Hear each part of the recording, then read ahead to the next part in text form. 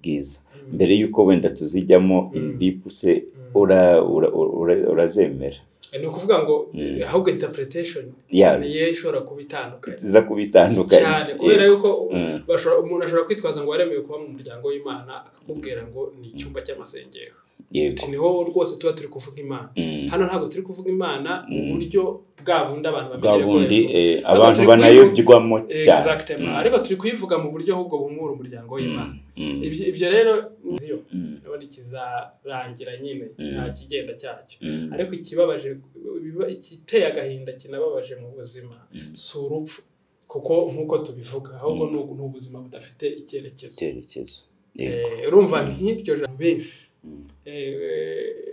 bapfa ku myaka 35 bakabashyingura ku myaka 80 ubwo ndashaka gusubiza ikibazo cyawe ariko ubwo yego upfa ku myaka 80 no kuvuga nka kwa kundi abantu bapfa mu ntekerezo yego ukazabaho indi myaka yose isigaye umeze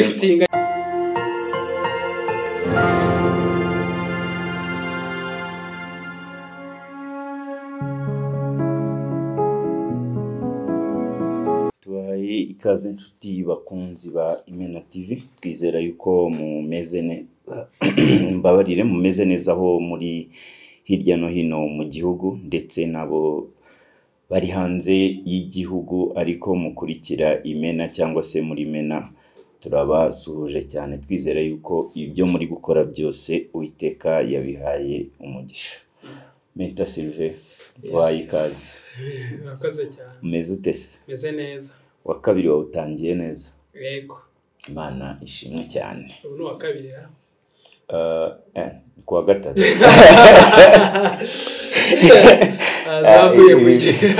ibintu by'igihe bisigaye ari ibibazo hari igihe iminsi yose usigaye ubona rimwe kuko imvura isigaye ibyukira ku rugi ntumenye iminsi ariko ubwo nyine nakaba gaciyemo wenda kaza no guhita ahari katuganisha kuri ku ntego ku kiganiro cy'uno munsi n'ubundi turaganira ku bintu bijyanye n'imitekerereze ariko cyane cyane tugende ku ubuzima bufite intego usanga nko muri ino minsi akenshi cyane umuntu aricara akavuga ati umunsi urandangiranye kandi nari mfite ibintu byinshi byo gukoramo ntagakoze undi akicara ugahita uvuga ati tugeze mu kwa gatanu ni nko kuryama ugahita ubyuka umwaka ukaba urarangiye rero mu bitabo byinshi wasomye harimo nk'igitabo wigeze kunganirizaho cyitwa The Purpose Driven Life cyanditswe na Rick Warren nagira ngo wenda uze kwifashisha mu byo wasomye ugire aho ubihuriza no kuba kuko ntago waba ufite intego uri bukore ikintu nurangiza uze kugira muri retard usange igihe cyagucitse none ubwo ndagira ngo rero uze nimba kiza kuba nk'isomo cyangwa se kikaba ikiganiro n'ubundi byo tubwira Imena zose tuba tugira ngo nyine bibaviremo isomo niyo byaba ari ikiganiro ariko haze kugira icyo umuntu abakuyemo none personnellement kuri wowe nagira ngo icyo gitabo nimba waragisoma nirihe somo wakuyemo waba ukeneye ibanga ry'ikoranabuhanga ryakugeza ku bukire bwihuse urashaka se guteza imbere ubucuruzi bwawe ukoresheje ikoranabuhanga rigezweho Mix Venture ni umufatanyabikorwa wawe mu guhindura inzozi zawe zikaba impamo muri Mix Venture dukora systeme zifite umwihariko website na mobile apps bijyagufasha kuzamura ubucuruzi bwawe tukagufasha kandi gukoresha neza imbuga nkoranyambaga no guteza imbere isura yawe kuri internet byose ku biciro byiza muri Mix Venture kandi niho wakura abahanga bagufatira amafoto n'amashusho bikeye ibyapa n'ibishushanyo bigaragaza ibyo ukora bigakurura abakiriya ndetse na documentaire zikoranye ubuhanga n'ubunyamwuga tugane kandi niba ukeneye kwimenyekanisha gusesengura isoko cyangwa se gukoresha ikoranabuhanga ry'ubwenge bukorano AI bikagira uruhare mu iterambere ry'ubucuruzi bwawe ibirenze kuri ibyo ngibyo dufasha kubaka ubunyamwuga dutanga amahugurwa afasha ikipe yawe gutsinda ngaho rero fata icyemezo uze dufatanye guteza imbere ubucuruzi bwawe ukeneye ibindi bisobanuro wadusanga kuri website yacu ukaduhamagara cyangwa ukatwandikira kuri adresse ubona kuri screen yawe ni igitabo cyiza Purpose Driven Life cyanditse na Rick Warren ariko n'ubundi kiri no mu Kinyarwanda yego cyasobanuwe na pasiteri Antoine Rutayisire, ubuzima bufite intego. Ubuzima bufite intego. Yego. Ikintu ntazibagirwa ni isomo rimwe nakuye muri nakomeye ngo dukwiye kubaho twitwara nk'agapfunyika k'intege nke, ngo niturangiza twitotombere si ngo ntitwitayeho ngo duhe umunezero. Ako kantu gasubiremo numva ari filozofi. Filozofi nakuyeho numva iraryoshye. Ntidukwiye kwitwara nk'agapfunyika k'intege nke. Yego. Ngo niturangiza twitotombere si ngo ntitwitayeho ngo duhe umunezero. Ni igitabo ushobora gusoma mu minsi 40, umunsi bakugenera isomo ariko ugendeye kuri iyo filozofi aho ngaho, ni ukuvuga ngo umuntu ashobora kwigira umunyantege nke akitwara nk'umuntu ukwiye kugirirwa impuhwe no kubabarirwa. Yego. Yarangiza akajya ahora yitotomba ngo jewe nta munezero mbona muri ino si. Hari n'abakora amakosa bakavuga ngo jewe umunezero nzawubona nageze iwacu. Agahita avuga ati rwose iwacu ndi ku icumbi. Ariko niba ari amamimuzi cyangwa kina komedi bakunda gusetsa, nigeze kumva umuganda umwe wigana nyakubahwa perezida wa Uganda Museveni ari kumwigana avuga ati mwirwa muvuga ngo iwanyu si hano muzataha vuba, ariko ko Abayapani n'abantu bahamagara ku myaka irenze iyacu, twebwe dukwiye kuzaba twitaba vuba twarahita tukajya no kwirimbi tukavuga ngo Imana yamuhamagaye. Imana niyihitamo bihamagara ikabahamagara karabandi ikabahamagara itinze cyangwa abantu nibo bahitamo.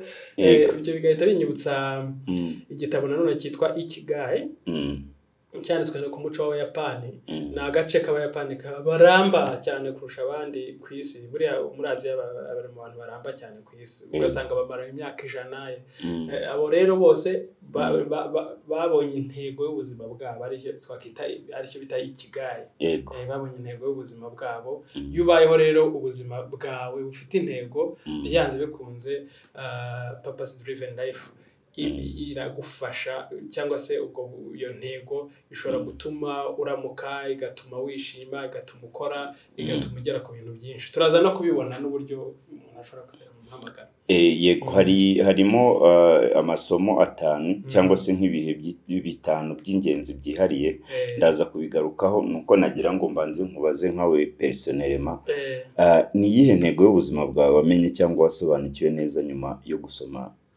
Ntabwo wasoma igitabo kimwe ngo uhite uvuga ngo ukuyemo intego.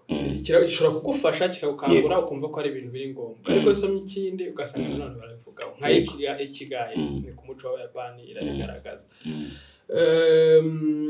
Hari n'ikindi cy'umugabo bita Dr. Miles Monroe cyitwa Understanding the Purpose and Power of Man. Nabyo ni ibintu by'ingenzi. Dushobora no kuza kureba amakoti amwe namwe. Uyu nguyu bita Dr. Miles Monroe yari umupasiteri w'umunyamerika ariko w'umuhanga cyane wa mentoringaga abantu. Yigeze kuvuga ngo a nation without a vision will perish. The greatest tragedy in life is not death but life without a purpose. Nuba igihugu kidafite vision none kizarangira nyine nta kigenda cyacyo. Ariko ikibabaje, ikiteye agahinda kinababaje mu buzima si urupfu, kuko nkuko tubivuga ahubwo n'ubuzima budafite icyerekezo. Urumva nk'iryo jambo ni jambo rikomeye deep. Iyo wumvise rero umuntu nk'uyu abivuga kandi ukabona uburyo yabayeho, bihita bikwereka yuko umuntu akeneye kumenya intego yiwe. Nkimara gusoma rero icyo gitabo nahise mbona ko umuhamagaro wanjye ari ugukuza impano yanjye, cyane cyane ku bijyanye no gutekereza no kwibaza ibibazo ku bintu bimwe na bimwe twemera mu kavuyo cyangwa mu kigare. Narangiza ngafasha Imena n'abandi bantu gukomeza nabo gukuza impano yabo bamenya n'umuhamagaro wabo. Niyo umuhamagaro wanjye giye ni kuganiriza abantu bashaka kubasobanurira uburyo basobanukirwa umuhamagaro w'ubuzima bwabo, bamenya kubona icyo bashaka mu buzima, babaho bafite nyine intego. Nta nubwo mbara amasaha mbona kubona bigenda. Buriya iyo ufite intego sinibaza yuko igihe wamugani cyagucika. Iyo ufite purpose ukora na timing exactement ku buryo intego yawe idashobora kuguca mu myanya y'intoki. ni ukuvuga biba byabaye ubuzima, biba byabaye routine. Ikigaye ibi ni igisobanuro cy'ubuzima, ni iki gishobora kuba guturuka mu kazi ukora, gishobora guturuka mu byo ku muryango wawe, ku muntu ukunda, gishobora guturuka no mu bibazo. Na ntuzana n'uwo bita hari cya gitabo A Man as a Search for Meaning cya Viktor Frankl, nawe abivugamo, avuga ko ushobora kumenya umuhamagaro wawe binyuze mu kintu ukunda, umuntu ukunda cyangwa se ukaba wanawumenya binyuze mu bibazo, muri tragedy. Nabyo twaza kubisobanura. Yego. None cyanditswe n'umuntu n'umukozi w'Imana n'umupasiteri. Hari icyaba cyarahindutse ku busabane bwawe n'Imana umaze kugisoma, habe hari wenda icyo byaraguhinduyeho ku myemerere, byiyongere cyangwa se bigabanuke? Abapasiteri b'abahanga benshi banasobanura ibintu uko bikwiye kuba byumvikana. Nk'uyu Dr. Myles Monroe, umuntu akubwiye ngo uri intama y'Imana, wabyumva ute? Intama y'Imana nabyumva ko ndi umuntu ukiranukira Imana, nyine ukora ibyo Uwiteka yifuza. Yaba ari compliment? Yaba ari compliment. Niko abantu benshi babyumva, ariko wese ko yabisobanuye. Ntabwo ariko yabisobanuye. Ni nayo mpamvu nyine umuntu udafite understanding ntabwo ashobora kubyumva.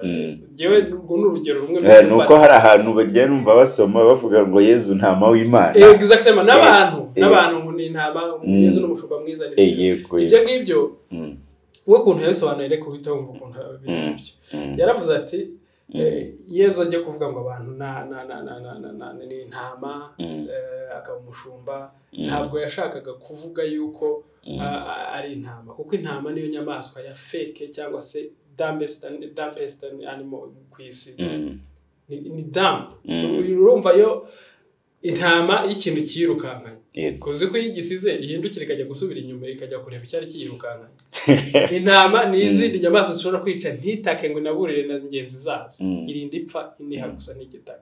Intama muri makeya idafite umushumba ntiyamenya aho inyura, ntiyamenya aho ica. Abantu rero bari barayobye cyane, nicyo yashaka kuvuga. Nuvuga bagiye astray, bajya kure y'Imana, bivuga ngo bakeneye umushumba wongera kubagarura ku murongo. Ntabwo abibabwiye ari nka compliment. Ariko twege hano rero ngo ujye witwara nk'intama y'Imana. N'utwitwara nk'intama y'Imana, Imana ntigeze yigereranya n'intama na rimwe. Ni ibisimba bibiri Imana yigereranyije nabyo, ni intare na yigo. Ndi intare yo mu muryango wa Yuda na yigo n'ibyo. Ahubwo nuba rero intama ku isi, intare zizakura zifite mentality y'iki isumbye y'intama. No ijambo ry'Imana ravuga ngo abakiranutsi bameze nk'intare zidatinya. Uriko ntabwo bameze nk'intama zidatinya. Rero urumva ko interpretation y'ikintu ishobora kuyobya umuntu cyangwa ikamuyobora. Bishatse kuvuga ngo rero nawe iyo wamaze kumva neza umuhamagaro wawe, wamaze kumva intego yawe, ntabwo bigutandukanya n'Imana, ahubwo birayikwegereza cyane, kuko utangira kubona ibyiza by'ubuzima. Utangira kubona tekereza ubwo nitumara nk'imyaka nk'icumi ukajya kumva umuntu aravuze ati hari igitekerezo cyagenwe bwa cyo umuntu amenya intego yiwe, ubuzima bwe bukaba bubaye bwiza. Akaza nka nyuma y'imyaka 10 uriho akavuga ati wa munsi numvise kiriya kiganiro cyawe, nagiye nshaka intego y'ubuzima bwanjye, soma biriya bitabo wavugaga, ubu ngubu rwose meze neza, narisobanukiwe. Imana ni Imana ibiguhaye feedback. Kubera Imana ikorera mu bantu. Oya nibyo rero uko niko nemera. Uvuga ngo ntabwo byagabanyije ku kwemera kwanjye, aho byarakongereye. Binanisobanura yuko Imana idakunda abanebwe, Imana idakunda abantu badafite intego, Imana ikunda abantu rero bashobora kwigira intama, barangiza bagakenera umushumba, kandi umushumba nyine yarabibabwiye. Hari igihe baba ari impyisi bakambara rw'intama. Yego. None ni iki cyaba cyaragufashije se ku buzima bwawe bwa buri munsi, ku buryo wenda n'undi muntu utaragisoma cyangwa wacyumvishe nkanjye ashobora kuvuga ati reka nsome kiriya gitabo kugira ngo numve yuko hari bimwe nahindura, kuko nabonye ari igitabo cyane gishamikiye ku bintu bijyanye n'iyobokamana. Wowe niki byagufashije kugira ngo ubuzima bwawe nyine bwa buri munsi?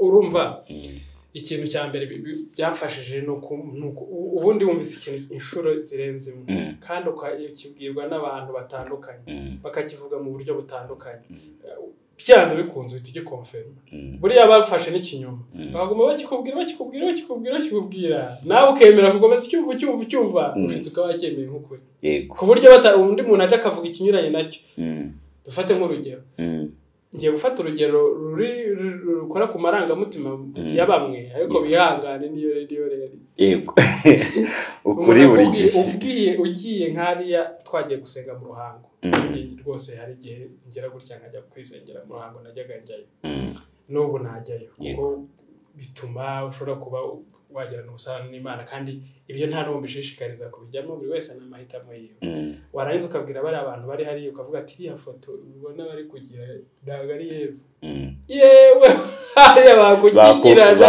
bakubamba ni nko kuvuga ngo ufashe nk'ingurube nanone ujyanye kumuziki urumva ibyo birakora ku marangamutima ariko n'ingero zikwereka yuko byanze bikunze ushobora kwemera ikintu kitari cyo kuko kubera ko wacyemejwe yabayeho nta foto yigeze ifatwa ye iririyo n'iriya ni ifoto imaginaire nigeze kumva ngo ariko menya nyine za story bavuga ko igihe yajyanwaga kubambwa ateruye umusaraba bamushyizeho bamutamirije amahwa ko hari igishura yitamirizaga ngo ashobora kuba yarakihanaguje isura yiwe ikajyaho akaba ariyo bafatiyeho urugero bafashanya abo bayezu wandi umuntu ushaka azasome kino gitabo yego Nexus cya Ivan Noah Harari azamenya ukuri ku mubatu azabona ko abantu bayoborwa na story babwiye inshuro nyinshi bemeye bagize gute nibayobora kubera yuko we ananabisobanura avuga na story ya Bibiliya akavuga na story ya Yesu ukuntu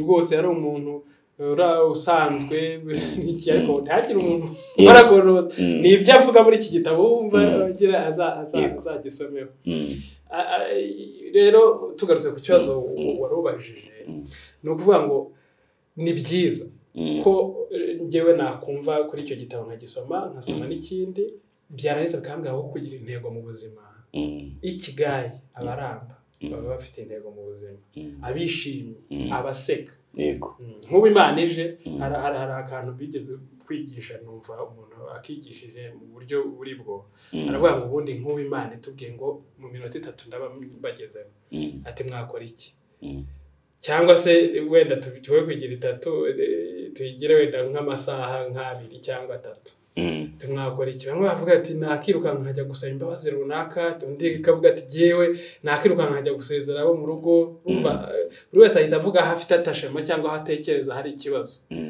ariko washubije neza n'uwavuze ngo jewe nimba isanze ndi gukina naba gukomeza nkikinira isanze ndi nk'ubu Imana ije twicaye ahangaha nayo twahita tuyiha mikoro tugomba nayo ibitekerezo byayo urumva rero muri makeya kumva intego y'ubuzima bwawe si uko babikubwira inshuro imwe yego ahubwo gukora ubushakashatsi bwawe ugasanga umuntu yabyanditseho andika igitabo cyose akagihuza n'iyobokamana undi yabyanditseho abihuje n'umuco w'abantu baramba undi yabyanditseho abihuje n'inkuru yamubayeho yego ibyo bintu uko ari bitatu nk'ubyumvise hano iwacu akaba yarasomye icyo gitabo arabyibutswa agahita abona noneho amagara wiwe akumva ko ari ikintu cy'ingenzi cyane kugira ngo akomeze kuwugira yego hano hari zimwe mu ngingo 5 zigize kino gitabo z'ingenzi iya mbere harimo ivuga ngo waremewe kugira ngo ushime Imana iya kabiri waremewe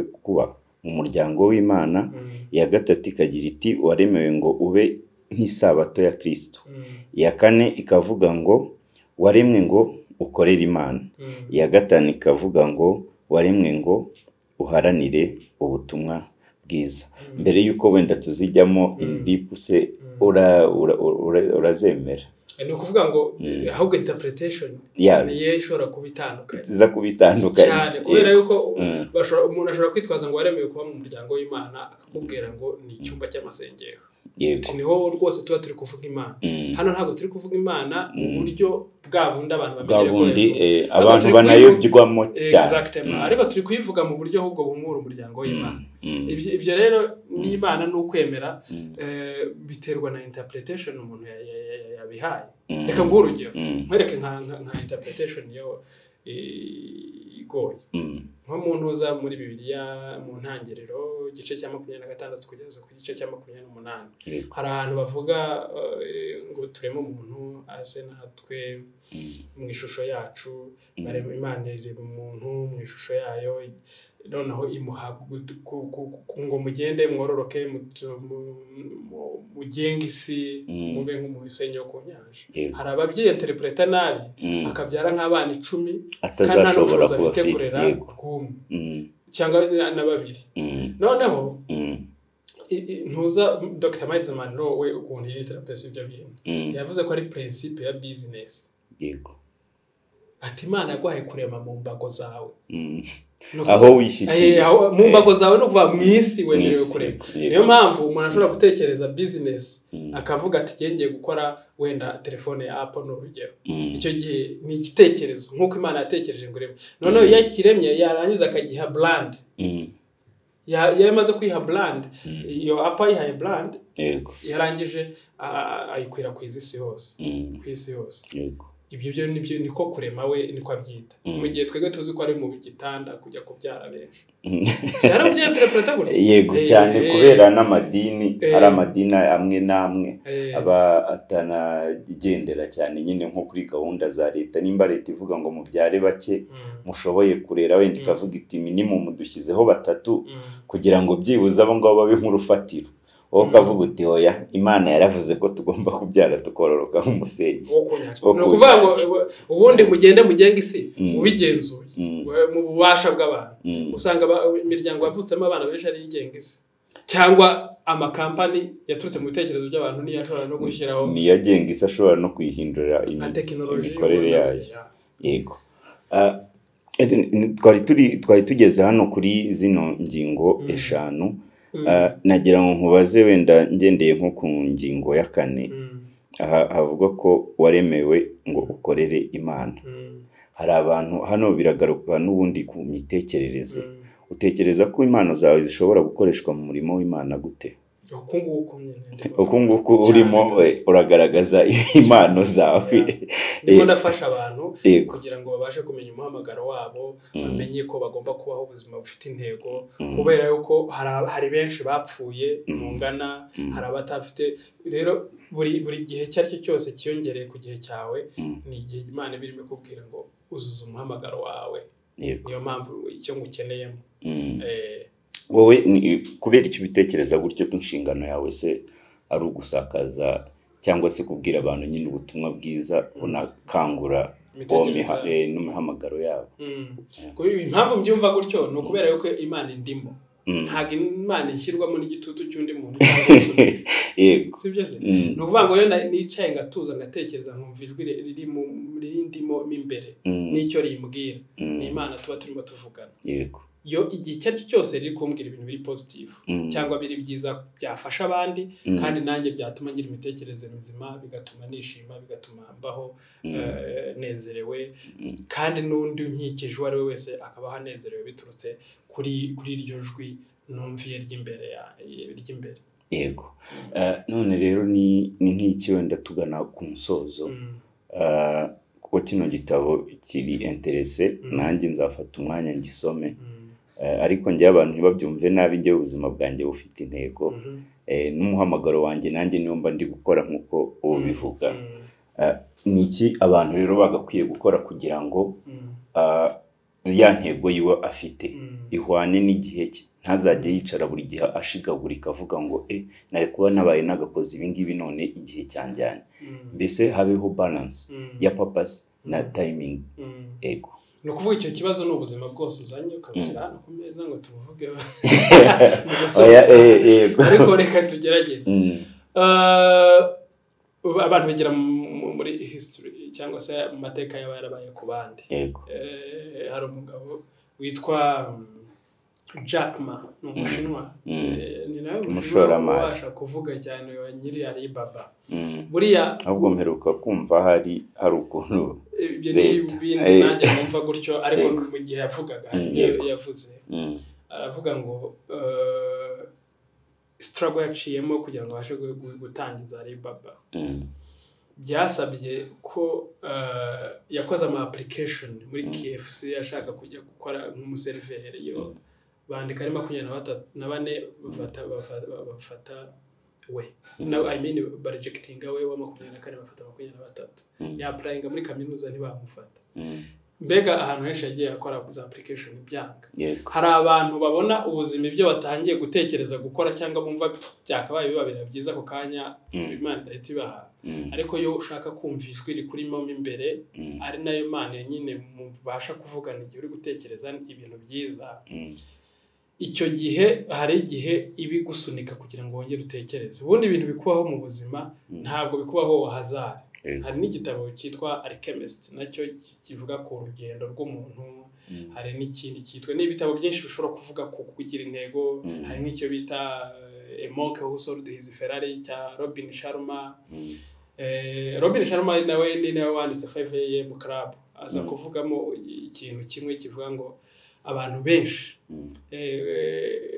bapfa ku myaka 35 bakabashyingura ku myaka 80 ubwo ndashaka gusubiza ikibazo cyawe ariko ubwo yego upfa ku myaka ni ukuvuga nka kwa kundi abantu bapfa mu ntekerezo yego ukazabaho indi myaka yose isigaye umeze driftinga nyine se kibera gutsindiye ahubwo nuza ababozo dike kuza agitira bivuga ukwe ariko ugasanga birataninga kuri cyakira yego ni ukuvuga ngo upfa ku myaka 35 rero munsi y'imyaka 35 umuntu afite inzozi nzabiki nzakora iki nzagera kuri iki nzagera kuri 35 agahita shwishwe kandi bavuga ko imyaka 40 n'ubundi ari umuntu aba amaze kuba stable ariko nanone hano ubuzima bubera dangerous ubwonko bwawe burangiza gukora ku myaka hafi 25 ubushakashatsi bigaragaza no kuvuga ngo rero iyo bwabaye damaged muri iyo myaka ntago wakitega yuko bishobora kuzagenda neza mu myaka izakurikiraho ariko guhindura attitude guhindura imitekerereze guhindura uko wabonaga ibintu aho kugira ngo uvuge ngo giye mbivuyemo ngiye kuzihebera ibingibi ubupfuye kubera yuko ntabwo wigeze wumvira ijwi riri mu mutima wawe ririmo imbere hari ijwi ritubwira reka ntabwo wa ukwiye gukora iki ukwiye kubura aha ukwiye ukanga kurya ukagenda uriryamisha rigeraho noneho ntirizongere kukubwira kubera yuko igihe ryakubwiraga cyose nta na rimwe wigeze uryumvira bishatse kuvuga ngo rero nk'abantu b'Imana nk'uko icyo nicyo gitabo kigenda kivuga ubundi ugomba gusoma ku munsi wa mbere ugasoma iminsi 40 iminsi 40 ifite ibisobanuro byinshi nk'abavuga nko muri Bibiliya ariko ikintu kimwe cy'ingenzi nabwira imena zidukurikirana gira intego y'ubuzima gira ikigaya ugira ikintu kimwe wavuga ati iyo ndi kugikora nubwo utampemba mba numva mbyishimiye kandi hari ibiganiro twakoze mbere by'ibibazo bitanu n'uburyo wabisubiza umuntu akwiye kwibaza kugira ngo abeho ubuzima bufite intego